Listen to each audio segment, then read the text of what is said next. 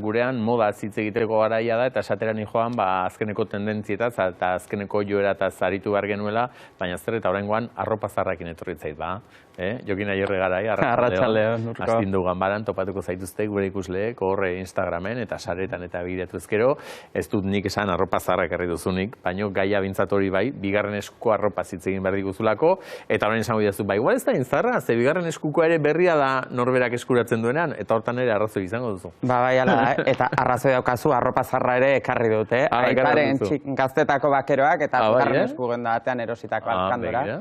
Zortekoa zu, aitaren galtzak lekoak dituzulako. Denek ez dute berdin esaterik izango. Eta gero, erositako baldin bada ere, non erosi jakin behar, eta zuk hemen pista batzuk gaur emango dizkiguzu, ze aurreko astekotako albistea da, zarak esaterako, hori erabaki duela, sartu behar duela, merkatu horretan, bigarren eskuko merkatu horretan. Momentuz behintzat, erresuma batuetan, eta piloto, esperientzia piloto gixako batean, eta gero, pentsatzeko da, ongi ateratzen bada, beste lurraldetara ere zabalduko duela, Hori da, azken asteetan, asko hitz egin da Zarak Zara Preon aplikazioa ireki duela, erresuma batuan, eta bertan jendeak beraien artean beste aplikazio batzuetan bezala, Zaran edo Inditex enpresa ezberdinetan erositako arropa saldu eta erosi dezakela, eta baita konpontzera bidali ere. Eta, hori gutxinaka ere ondo ateratzen bada bertan, ona ere iritsiko zaigu.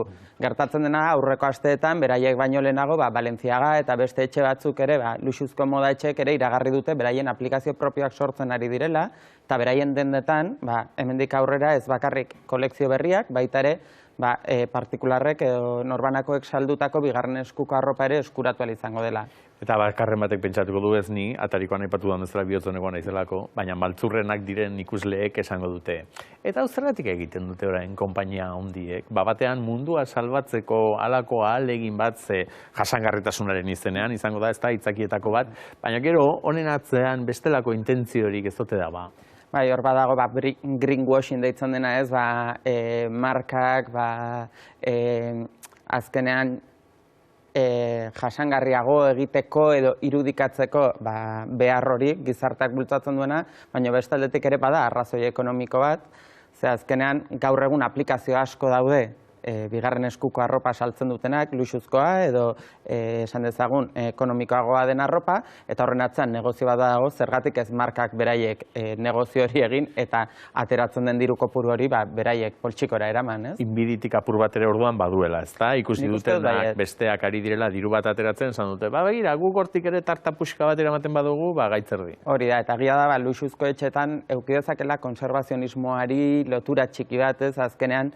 beraiek jasotzen dituzte, ikusten dute nola dauden, oso gauza ikonikoak badira ere, artxiboetarako eta berreskuratu daitezke. Orduan, hor badu, esan dezagun, alde hon bat, ez? Baina, beraiek ere finkatuko dituzte prezioak, orduan hor ere, ikusiko dugu, gaur egungo prezioetan mantentzen diren, jaisten dituzten, ikusiko da. Maltzurrenen ahotik jarraituko dut oraindik ere, eta bakarren batek esango du, zuek aipatu duzuen Inditex eta lako marka horiek aukera ematen dute atari hortan, arropa bera konpontzeko edo berriz saltzeko, baina normalean kalidade kaskarrekoak izatearen ospea duten horrekin, baten batek esango du, arreglorik akaso askorik ez dute izango, ze 2-3 jantzialditan ondatu zait. Hori da, eta hor dator bigarren eskuko arropan dagoen eromena, ez? Bigarren eskuko arropa izendatzeko izen asko erabilioi dira, bigarren eskuko arropa, vintage arropa, arropa retroa, eta ordena ez da berdina, ez? Orduan hor ere, pixkat jendeak ikasi behar du, retro arropa da, aintzinako arropan inspiratuta gaur egun sortzen diren gauza berriak, orduan, zerbait retroa danean... Izateko diseinua edo izan daiteke zarra, baina arropa bera, materiala bera berria. Egin berria da, fabrikatu berria da. Gero badaukagu vintage arropa, eta hor kalitate batez hitz egiten ari gara, gutxienez 20 urte, batzuk esaten dute 25 urte izan behar ditu, orduan hor, konsideratzen da beti vintage arropa 25, 100 urte bitarteko jantzi badela, ez? 100 urtetik aurrera klasiko bat edo ikono bat bilakatzen delako. Orduan, denbora hori kunplitualizateko vintage arropak beti kalitate bat emango dizu, ze prenda bat edo jantzi bat 25 urtez mantendu alizatea ez da bat ere erresa. Zerbait, eta ja 100 urtetik gora badu, hor zer esanik, ez?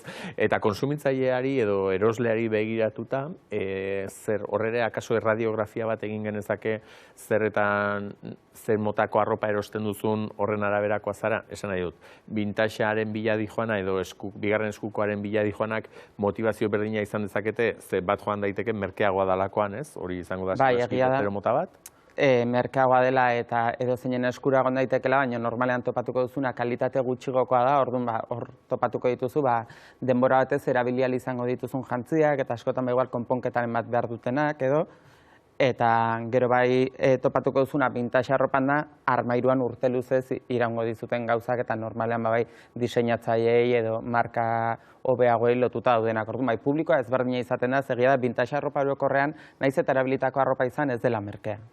Zu bezala gainera honetan lanean aritzen zaretenek ere pentsatzen dut, halako rodaje bat edo zerbait daukazuenean ere garai hartako arropa edo behar duzuenean eta hor ere tokia proposa dela halakoak eta topatzeko, ezta?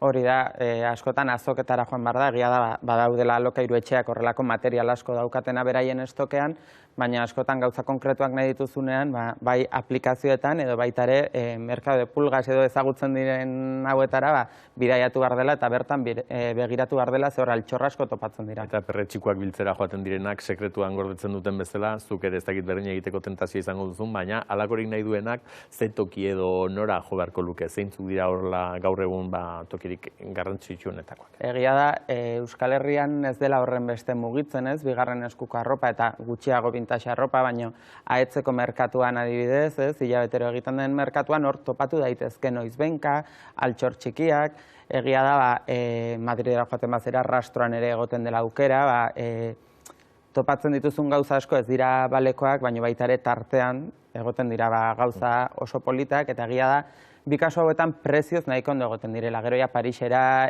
Berlinera juten bazera bertako azoketan, beraiek badakite zer sartzen duten, han badago beste kultura bat bigarren eskuko arroparen inguruan eta arroparen bizitza luzatzeko ohitura horretan, orduan hor prezioak pixka bat altuagoak dira, baina beti jakingo duzu ordaintzen duzunak balio duela. Eta Euskal Herrian esaten duzunagatik ez dago ohitura handirik saltzeko behintzat, erosteko akaso baino saltzeko ez? Zer, lotxa ematen digu gurea ateratzeak eta... Vintage arropa erabiltzen dela, esan dezakegu eta jendeak, arro esaten duz, hau, kaltzo... Moderno izateko modu bat bada, ez? Hori da, eta hipsterismoarekin iritsi zen joera bat bada, ez? Baina jendeari oraindik bigarren eskuko arropa erabiltzen duela, edo arropa saltzen duela esateak kosta egiten zaioz, tabu txiki bat bada. Egia sortez, geroz eta denda gehiago ikusten ditugula, baina baita ere kosta egiten zaigu, ez? Emaus, rastro horremar eta horrelakoetan erostea, inork ez du esaten normalean bertan erosten duela, eta egia esan nik hor altxorra handiak topatu ditut. Amai Arzuagaren soinekoak, Lakruaren korbatak, gauza asko topatu daitezke, begiratzen jakin bada eta pazientziarekin joan. Horretik apak nolabaiteko anonimotasuna eta ematen duen horrekin, edo errezago ere bai etxean egon gelan zauden hortan, bira, ez? Aspaldian begiz jotan neukan eta inun topatzen ez dudan hori, bapatean hemen topatu dut, edo...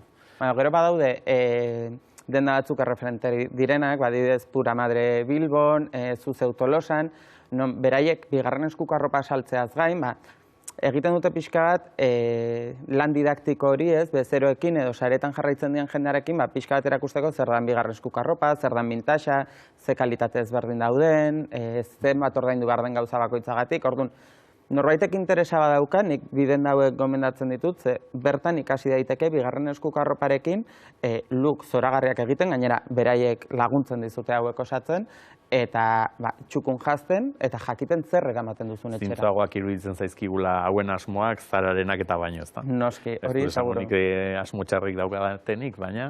Baina beti gertatzen da denda txikietan, normalean asmoa hobea eta atentzioa ere hobea izaten dela. Susmoak eradakioke baten bati, bai, nik zarari salduko diot, nire galtzak edo dana dalakoak, gero haiek saltzen ez baute, zeinek agintzen di niri hori gero berri bezala edo haren prezio bikoitzen edo salduko ez dutenik, ez? Eta hor, noiz zure eskutik kanpo ere geratzen da, salerosketa hortan, zuk zer horrek saltzen baduzu edo beste hirugarren, laugarren baten eskuzten duzunez. Hori da, beraiek kasu honetan bai jarri duten pilotuan, egiten dutena da, bezeroen artekoa da harremana. Beraiek arropa jaso egiten dute, bidali, eta konponketa beraiek egiten dituzte, intermediario lanak egiten dituzte, eta hortik datoz, beraiek ere kobratzen dituzten komisioak, baina beraiek ez dute salerosketa zuzena egiten.